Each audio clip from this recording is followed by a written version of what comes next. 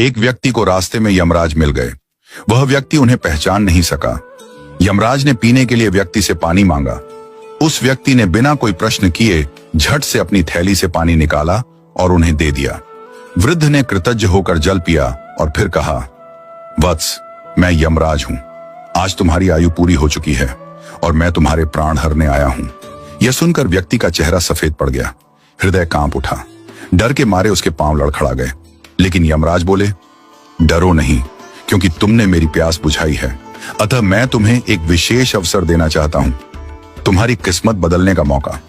उन्होंने एक डायरी उसके हाथ में थमाई और कहा, इस डायरी में जो तुम लिखोगे वही सच हो जाएगा। तुम्हारे पास ठीक 5 मिनट का समय है। जितना चाहे लिख लो, पर ध्यान रहे केवल 5 मिनट। इसके बाद समय समाप्त हो जाएगा और डायरी मेरे पास लौट आएगी। व्यक्ति का भय थोड़ा कम हुआ। वह सोचने लगा, अब तो मेरी किस्मत मेरे हाथ में है, मैं सब कुछ बदल सकता हूं।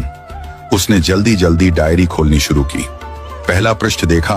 वहां लिखा था, तुम्हारा पड़ोसी रामदीन कल लॉटरी जीतकर करोड़पति बनने वाला है। व्यक्ति को ईर्ष्या हुई। उसने लिखा, रामदीन की लॉटरी रद्द हो जाए, वह गरीब ही रहे। दूसरा पृष्ठ लिखा था, तुम्हारा मित्र रघु चुनाव जीतकर मंत्री बनने वाला है।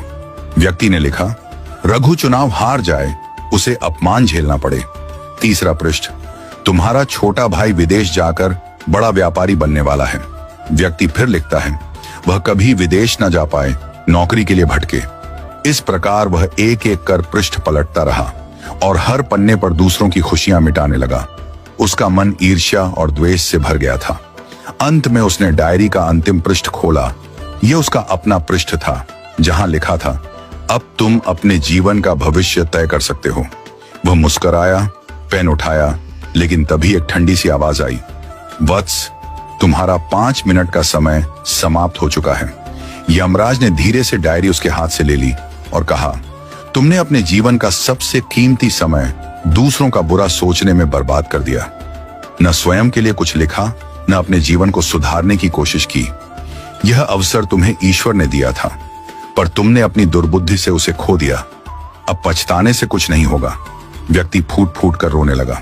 हे यमराज, एक मौका और दीजिए, बस एक बार। यमराज शांत स्वर में बोले, वत्स, समय और अवसर दोनों यदि एक बार निकल जाएं, तो फिर लौट कर नहीं आते। यही सत्य है, यही धर्म है। और फिर यमराज अदृश्य हो गए।